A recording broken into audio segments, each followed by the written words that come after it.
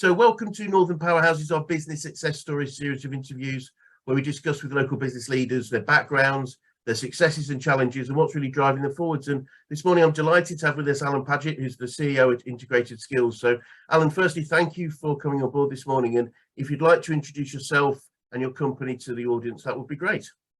Yes, well, Alan Paget, CEO of Integrated Skills. We've been around for about 35 years and had an office in Leeds for at least 15 of those, and Leeds is now our HQ. Great. And we specialise in software for the environmental services sector, primarily local authority waste and recycling collection, street sweeping, winter maintenance, and it's the creation of the optimised routes for the trucks to go down. And that's our main focus of business. Fascinating. That brings idea of how you optimize that. But you were telling me just before we started that you're a wholly employee-owned company, and perhaps you could maybe explain how that happened and what that's all about. Well, I mean, 35 years ago, the two founding fathers of Integrated Skills set up the business as a waste management consultancy. And a few years ago, they were looking on retiring and passing the baton on to a younger generation.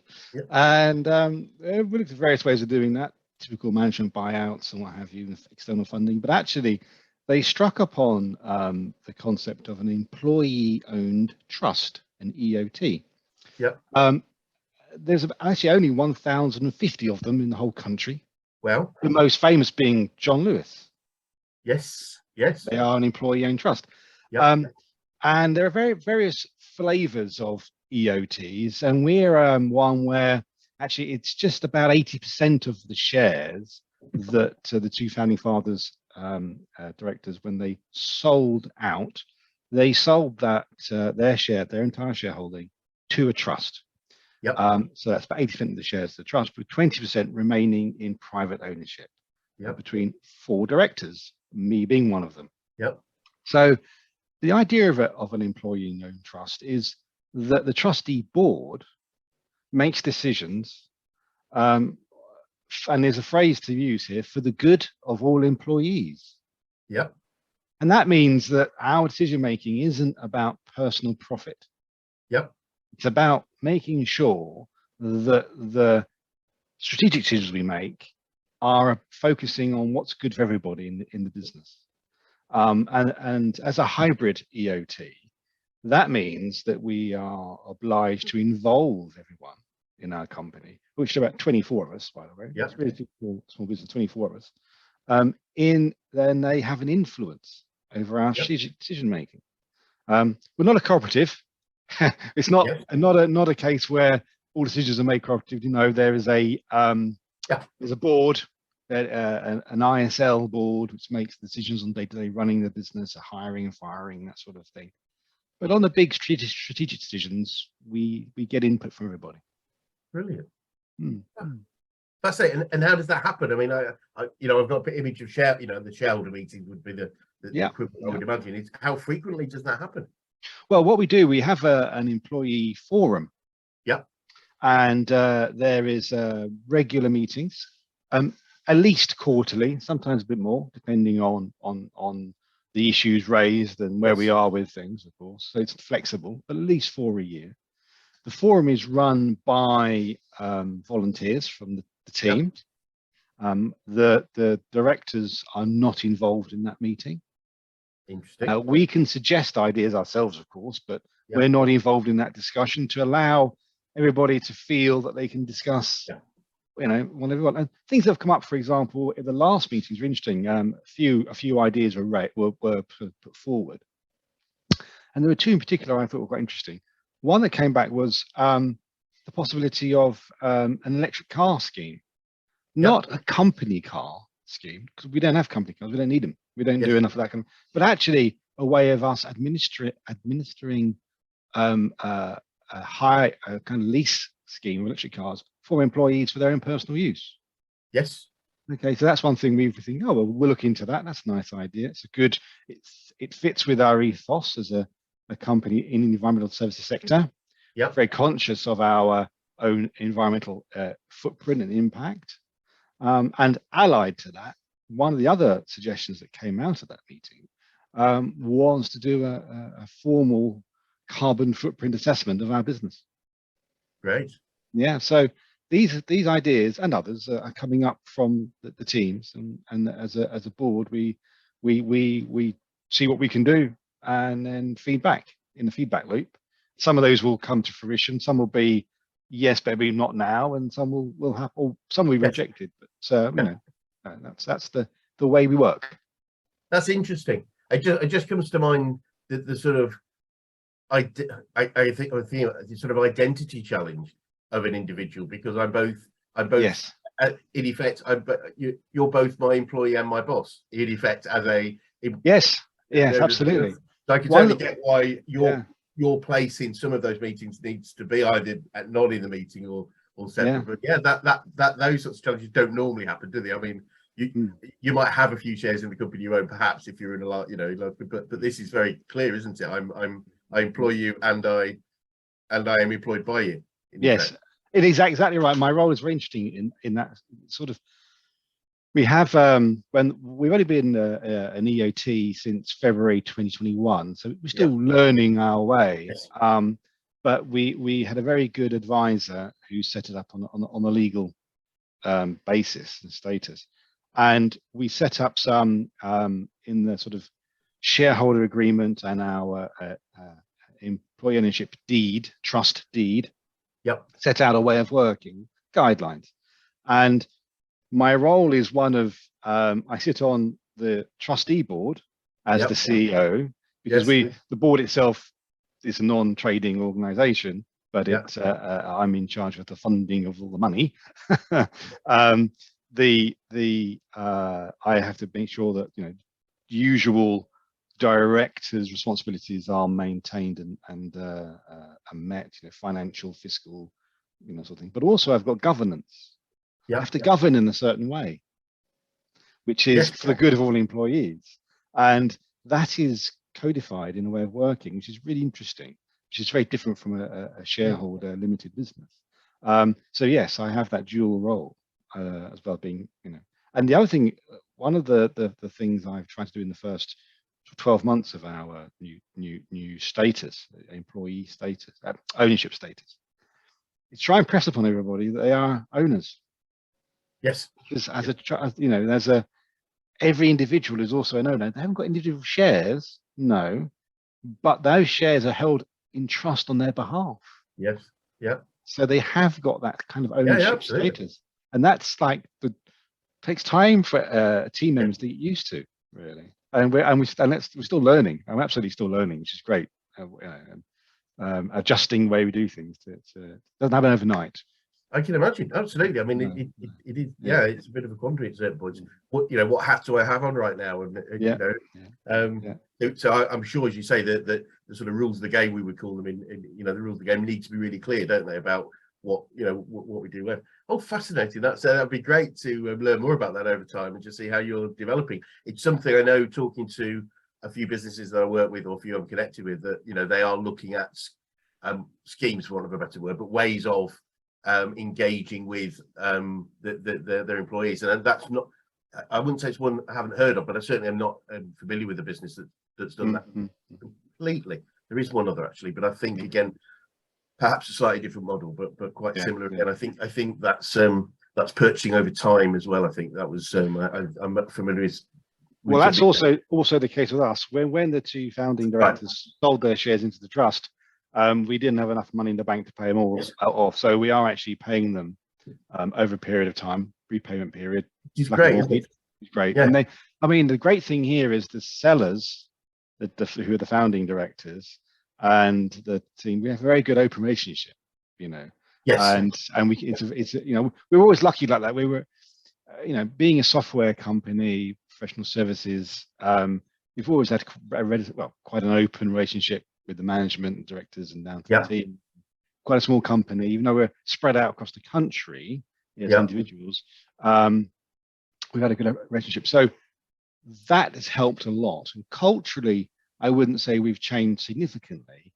It's just sort of the management way of doing things is slightly realigned. Just a bit of a plug for anybody who is thinking about becoming an EOT. I'm more than happy to to take some calls and give some advice, experience, of course. But the Employee Ownership Association, the EOA, are actually based near Hull, I believe. Okay. EOA, so they're local to Thank the you. area. So they're a good source of information. And the EOA website is a good place to start. I think that, I can see that, and I think it's becoming more interesting. The world's clearly changed as a result of a few very, very significant things that have happened over the last few years, and so I think people are searching for different ways of operating their lives, their businesses, their employment, and this is obviously an interesting real topic. And sort of looking backwards a little bit, I'm interested to know what sort of key challenges you guys have faced over the last few years. I mean, I appreciate lockdown, but what are the key challenges that you faced over maybe the last 20 years or so, given you've been around for such a long time? Well, it's for us, it's an evolution. It's the direction of travel of the company. So we started off as purely as a waste management consultancy business. And now we're a software development company. And the challenges have been moving from one to the other over time. So we are soon to launch a new software product, which will enable UK local authorities to manage operations to do with waste and recycling collection activity in the streets we have. We've always been in that space with our route optimization software and solutions, the optimal route for the garbage trucks, the waste trucks, and what have you. But the sort of back office, that's new. So we're breaking new ground. The challenges have always been one of identifying, well, really just committing the resource to the development in when we needed it to be done. We've never had any debt as a company. We've never gone out and borrowed money. We haven't even got an overdraft facility at the bank. So it's all the development we've done has been self-inward. We've developed a small team of developers. Excuse me, 7 now, and over time we've launched new products, developed new products, and the challenge is, as ever, is finding the right people at the right time, for the right price for us. And we're 2 million or this year hopefully 2.5 million to have a business. Brilliant. And we have to recruit people with how to put this the right way, aptitude and potential for the future. Brilliant. 100%. It's something we work with Alan a lot, is that in recruitment circumstances, but the traditional recruitment is most people recruit on experience but sack on attitude, if that makes sense. You search for the most qualified and you interview them. And our proposition has been for a long time that given a base level of qualification, and obviously some jobs have, but above that, let's go for the people with the best attitude, the best values and culture fit for the organisation, and that want to work with us, for us, be involved in a team. And it's so key. And if we do that, everyone's happier, we're more motivated, more driven, and we're much more of a team approach. So it's very much music to my ears in that respect. Well, that fits also with our EOT philosophy, because there's a couple of kind of benefits to running and to becoming an EOT, which are the government have offered to employees, which is actually a tax-free profit share bonus of up to £3,400 currently. Right. So if it's an incentive to encourage limited companies to become EOTs.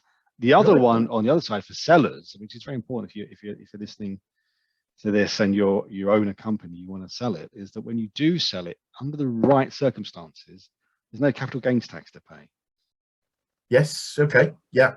So if you were just selling your shares to somebody else, there'd be a lot of tax to pay. With an EOT, if you do it in a certain way, in the right way, there's no CGT, and that's a very big incentive for sellers of shares who own companies. Okay. Yes. So going back to sort of recruitment, we're finding that we appeal to young developers who want to work for an organization that is more team orientated, has a longer term focus, because it's quite easy for a developer to go and be an anonymous cog in a huge machine, just writing code in the corner and not seeing the bigger picture. Well, we're all about the bigger picture. Yeah, and brilliant. If you join us as a developer, you're an owner from the, well, not from the start, because you have a qualification period, but as soon as you're gone for your first 12 months, you're an owner, and that bigger picture is what you are about. So we appeal to those kind of people. Interesting, absolutely fascinating. Yeah, it'd be great. As I say, it would be great to maybe swing by in 12 months and just see where, how things are developed and what we've learned, because I know there will be people that are interested in this. And I think one or two that it may well suit that sort of mode. I think it's a certain type of owner, isn't it? But yes. Again, they've got a certain drives and motivations. But wonderful. So just thinking about yourself specifically, Alan, what are some of the biggest learnings you've had about business in general over your career as yes, well, I've don't have all your eggs in one basket. It's what I have learned, especially with, what happened with COVID and lockdown. We were very lucky in that our client base, again, I've mentioned before, but many local authorities, but not just. We also work in the parcel and postal sector. Okay, right, and also in the sort of meter reading sector, because each of those organisations need to create routes. Yes. Whether you're going to deliver a parcel, a bit of post, go and read a meter, or get empty a bin, you're actually going to the same property doing a service. So it's very similar. So operating in various sectors. Yes. When one sector is up, one sector is down, or it helps. And the other one, in terms of I've learned over the years, is into the product development life cycle. You've got to spin as a software company, spin a lot of plates. Yeah. If you're lucky enough to be an Elon Musk-like kind of person, where you have sort of focused regionally on one thing, one product that was sold, around the world globally, megabucks sort of thing, which most people in the software industry are not. We're very focused and niche. If you're a niche player, even as a niche player, you need to have various product sets, because the life cycle is such that some products will be cash cow, some would be a rising star, doing the classical management theory, some will be a problem child, and you've got to have many different stages. So it adds a lot of management complexity, more uncertainty, but actually I think it gives you more resilience during times of problems, or recession or COVID, like lockdown, things, what have you. We 100% agree. It's we have a philosophy of the rule. We call it the rule of 10 by 10, and it operates in many different areas, which was 10% marketing streams, for instance. Let's have 10%, 10 marketing streams, each delivering about 10% of our leads. Yes. And the analogy is very simple. It's a table with 10 legs is incredibly stable. It can afford to lose a couple of legs and still be incredibly stable. A table with one leg is inherently unstable, and obviously, and you completely agree. And we saw that. You're absolutely right. We saw that in COVID, and we saw some businesses go by the wayside. Luckily, I've been lucky enough to be involved with 2 or 3 that had that level of stable lack of stability, but managed to quickly change, and it was great to see. And the resilience of the individuals involved are just incredible. One of them particularly was a client of mine, and I had said to him that I don't know if I could have done what he did, because literally 80% of his business disappeared in 6 weeks. But now because of his resilience, he set 6 different businesses up in 6 other different market areas, and they're all growing. And now he's already past where he was pre-COVID with 6 businesses now that are all going to grow. I think there was a lot of soul gazing and dark nights, I can imagine. And so stability absolutely fundamental, makes loads of sense. And you're probably we're a business coaching organisation. I'm just keen to know what who the best coaches you've worked with, whether that's in business, sports, life in general. Oh, well, funny, because my degree many years ago, a lifetime ago, was sports science. Oh, great. And a lot of sports science work is around psychology and coaching Yes. and mentoring sort of thing. So, and I think my style of management is one about allowing people to learn. Yep, great. What have you. And in fact, I know there's one of my colleagues, one of my directors' colleagues, has had some kind of one-to-one business coaching. Great. Which he set up himself, actually. And then Yes. we said we would fund and on an as and when basis, because he felt when he moved up from management to director level, felt maybe that he didn't know what he didn't know, and was a bit they needed some confidence building, really. So he has some business coaching, which I thought was very effective. Brilliant. Yeah. It's an interesting situation, actually. I find that a good for him to do that, because it's that self-awareness, isn't it, that I don't know what I don't know. Yeah, and the big difference between leadership and management, again, they're two different things. But what I often see, and I do, as businesses grow, I think the best way to grow is like a train, where all the carriages are connected together with hard links, so everything moves together. So as leaders, as people develop their skills, they move this way. But what we often see in businesses is that the links are actually elastic, so that the leadership might move away, and it takes inertia to catch up, and that's where sometimes there is a requirement of some intense, learning and development, but to bring people up to speed, because we don't realise that we've moved ahead of the people that need to be filling the gap that we're leaving as we develop and grow. No, that's a good point. Actually, it's a very good point. Succession planning is very important as well. So absolutely, brilliant. Yeah. So I'm afraid I also like to pick up favourite quotes or sayings, anything that you particularly use on a regular basis, that whether in good times or challenging times. Is there anything that you fall back on particularly? Yeah, I suppose. I'm thinking about that one. I do this. Let's roll the dice and see what happens. Cool. Because one thing I'm very wary of is not making a decision because people are scared of the outcomes. Yes. The outcomes are sometimes unknown. You can do all your analysis and market research, but actually you don't know how it's going to work out. Yeah. So there are times when you do your due diligence, do your market research analysis, and then you've got to just say, well, okay, let's go for it. And it works sometimes, and it fails. If it fails, you just got to learn from it. And that's a bit glib. Learn from it. What does it mean by that? As well, just identify what didn't happen, what didn't work out. What was it? Why didn't it work? And be mindful of it, because you don't want to just repeat a mistake because you forgot you did that thing. And it could be around recruitment. Sometimes it could be around strategic decisions too, but that's a bit more consequential if things go wrong. For example, we've in the last 12 months set up a new business in Germany. Right. Okay. There's been a client, there's been a user of some software out there which we weren't supporting, and then for various reasons that has come to us. So we're supporting this one. It's the city of Leipzig in old East Germany, and a route optimization client software. We're now supporting them and doing some small projects. And we're trying to expand the business, so we're doing a lot of marketing. I've hired an MD to set up the business, really. And he's on his own at the moment, and hopefully things go well, blah, blah. That's a hell of a big decision to make. But yes, we, as a company, have always been international. We've always had clients in the Middle East and Oman and Bahrain and Palestine and stuff, as well as in Spain, Portugal. In fact, our biggest client is actually in Portugal. Our biggest single client is in Portugal. Right. So we've all been international. We've got a German speaker.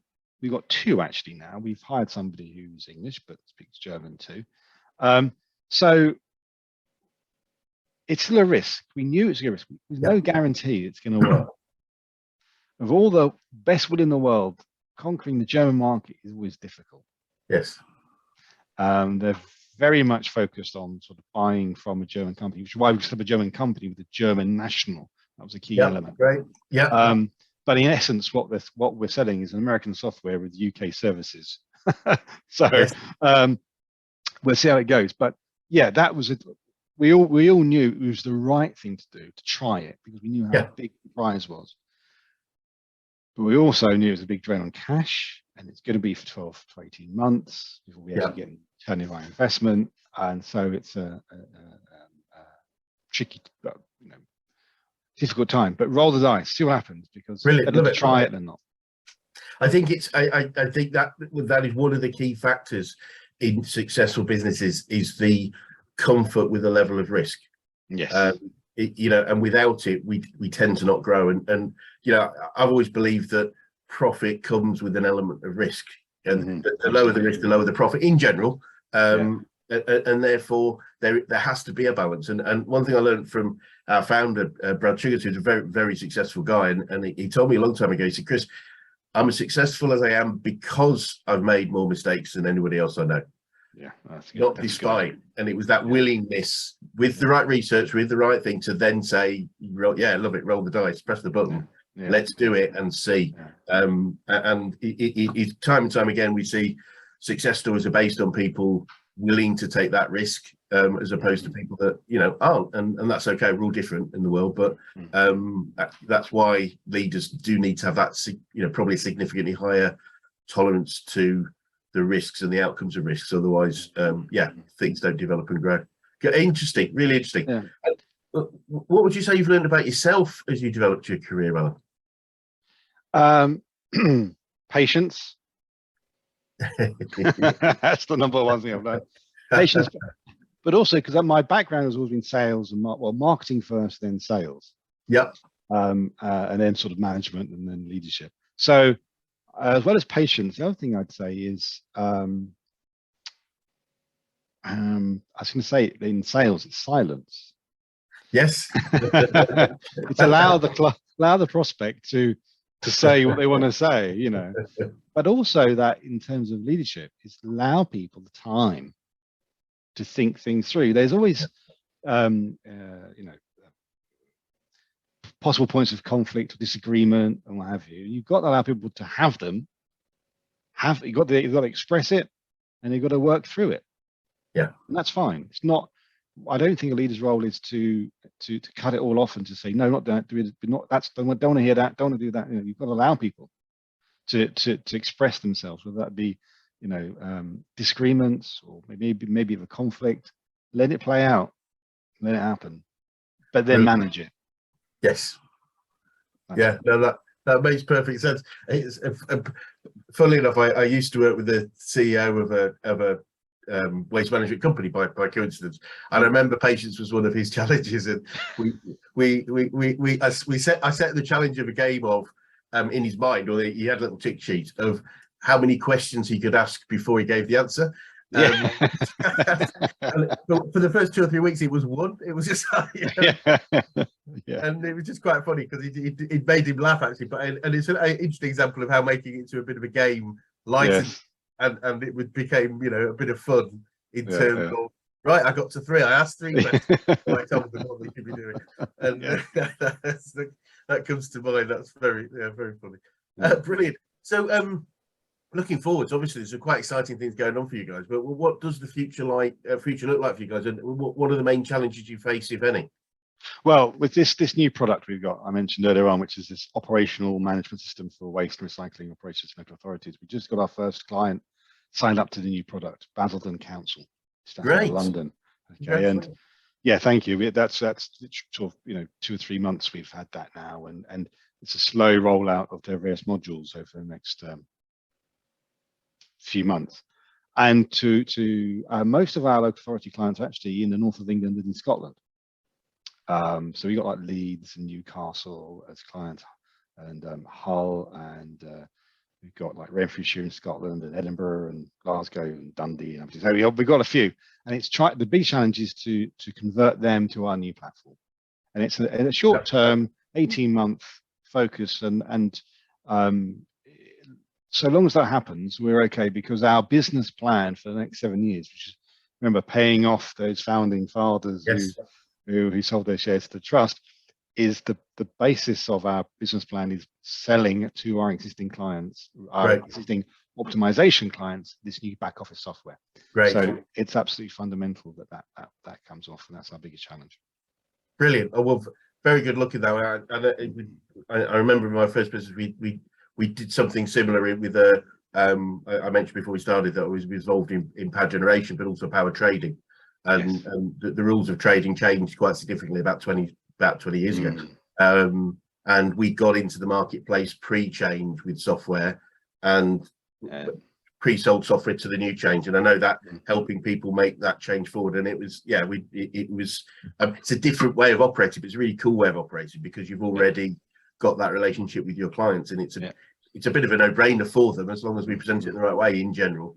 But that's probably dumbing it down a little bit. I know how challenging it is. So that's kind of like our business challenge, but on a leadership or personal level, another challenge, which is to prepare everybody for Financial Freedom Day. So, because when we're currently paying off, I mentioned, well, these guys, but there'll come a time when we're not paying off anymore. Yes. What do we do with the money? Yeah. What do we do with the profit? Brilliant. And it's really interesting. Where is the company going to go? Yes. Strategically from then on in, it will be from a company which has always had a reasonable profitability to one which has considerable profitability. Yeah. And the decisions that we made then are very different from what influences our decisions then. Yeah. We're different from now. So that's only 6 years away. So, and it isn't very far. That is not 6 years isn't very far away. It really isn't. It comes so quickly. So I'm sort of preparing people and the company for that is something. There's an interesting proposition there, and it may or may not be relevant to you guys, but I know working with one of my clients, he often used the phrase trying to avoid people calling in rich. You know, is that point? It doesn't sound like that's necessarily where you guys end, but if people get too much, if there's too much of a gain too quickly, we can actually, it can be to the detriment of the long-term stability of the company, because we could lose people. It doesn't sound like necessarily that situation right now, but it's an interesting proposition, because I mean that's what many people have as the end goal, isn't it? Yes, absolutely. But interestingly enough, we do a lot of work with business owners, and it's a slightly different situation. Well, it's not actually, but it is what's it look like on the other side. Yes. And so few people actually plan, as you rightly say, plan what it looks like. And we often find people fear it and actually sabotage their own success point because they haven't got a plan for afterwards. Many people that run and grow businesses are driven, they get things done. And if the other side is doing nothing, that's often the worst thing that could ever happen to them. Yeah. So, not planning and having something, whether it's continued growth of business, whether it's other businesses, whether it's, doing the things that they've never done, it's really important to have that plan and that exit strategy, of what it looks like on the other side. So again, another interesting thing that's going to be developed over the next 6 years. And I'm keen to know what you'd say to anyone that was thinking of going into business right now, Alan. Oh, go for it. It's great fun. Oh, nice. Yeah, absolutely. I mean, it's brilliant. No, it's great. It's very rewarding. It's you have your sleepless nights, you have your worries, but they're far outweighed by the successes that you have and the joy you get out of it. So yeah, running a business, getting into your own business, or even just trying to get to the top level of a business as a director level, that's it's all very, very rewarding. So I definitely. Brilliant. Thank you. Great answer. And finally, just an interesting one. What would be the best advice you could give an 18-year-old you if you were able to go back in time and do so?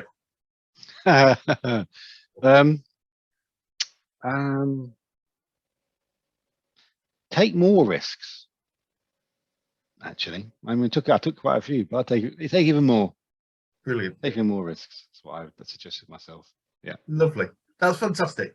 Well, Alan, it's been really fascinating on many different levels. It's interesting to learn a bit more about the trust, but also your philosophy of your own and the business's philosophy and the things you're operating. So thank you so much for your time. And it would be really great to swing back into the 12 months and just see what you've learned about this journey, especially with the trust, if that would be okay. Yeah, I'm more than welcome. It's been good. Absolutely. Brilliant. Thank you. Thank you.